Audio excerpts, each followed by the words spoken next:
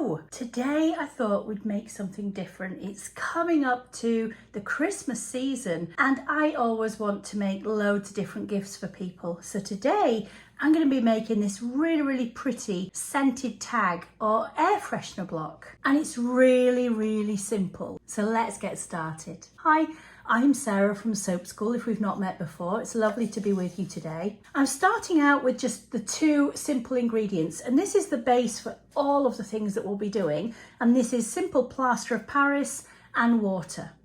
So I'm going to add 75 grams of water just into my little cup. And to that, I'm going to add 100 grams of my plaster of Paris. Now, it is important that you try and add the plaster of Paris into the water. If you do it the other way around, it just doesn't like it as much at all. Now, there are 2 other ingredients that I'm using. I'm using a beautiful fragrance oil. And to help this bond a little bit into the mix, I'm also using a little bit of polysorbate 80.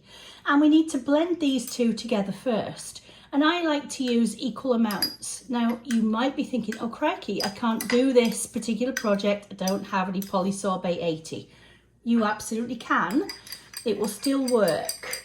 It's just that the polysorbate 80 helps the oils solubilize a little bit better in our plaster mix. So I like to use it, but you can omit it and just still use your essential oils or your fragrance oils if that's what you've got. So let's go ahead and just start mixing the plaster up. We want to make sure that there are no lumps in here at all. Really smooth it out. They take about a day or so to dry though, but they're super simple. And you know, it's something that you could even do with your children or your grandchildren when you want to make some gifts. And then to that, I'm going to add in our fragrance and poly 80. And we're ready now for just filling our cavity.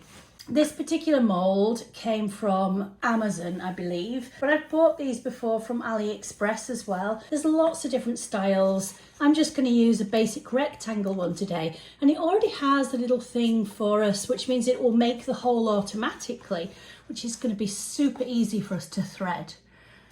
And I just need to literally pour it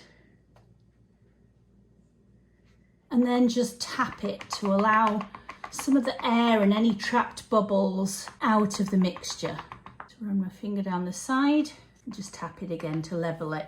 Now you can make multiple ones at once. I'm just choosing to make the one today. Now I sometimes colour this mix using just regular acrylic paints, but I want it white today, and I'm going to use these super pretty decorative flowers. These came from a craft store over in America. I think it was Michael's, although I am a bit of a craft shop fiend when I get to America, so I like to go to them all.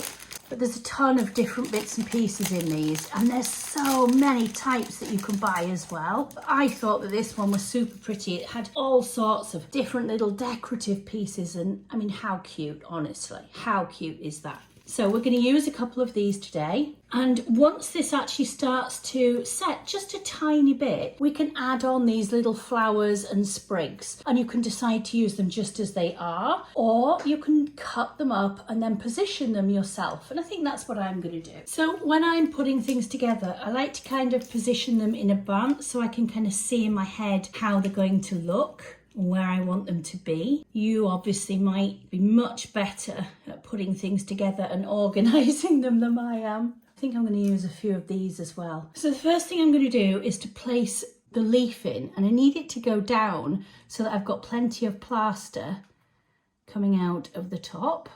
So I'm just going to pop that there. And then I can position all of my flowers and other bits and pieces onto the top of that. I'm going to start with one of these.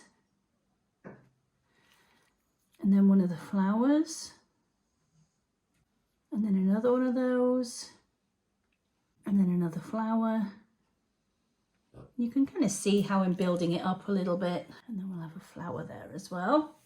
And then I'm just going to put a final flower just down there at the bottom. And I think that's all I want on this. So I just need to allow it to dry now. And it really won't take long for all of this plaster to start setting up, but it will take a couple of days for it to fully dry out. And then we can hang this onto a cord or a ribbon and use it as a beautiful air freshener in our home.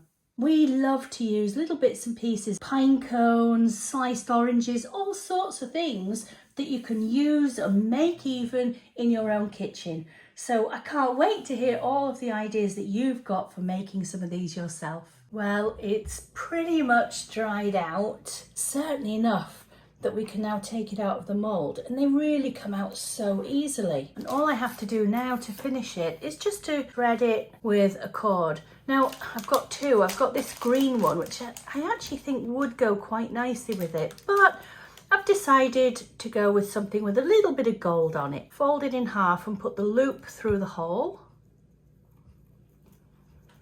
There we go. I think my cat wants to join in. It's jumping around like a crazy thing.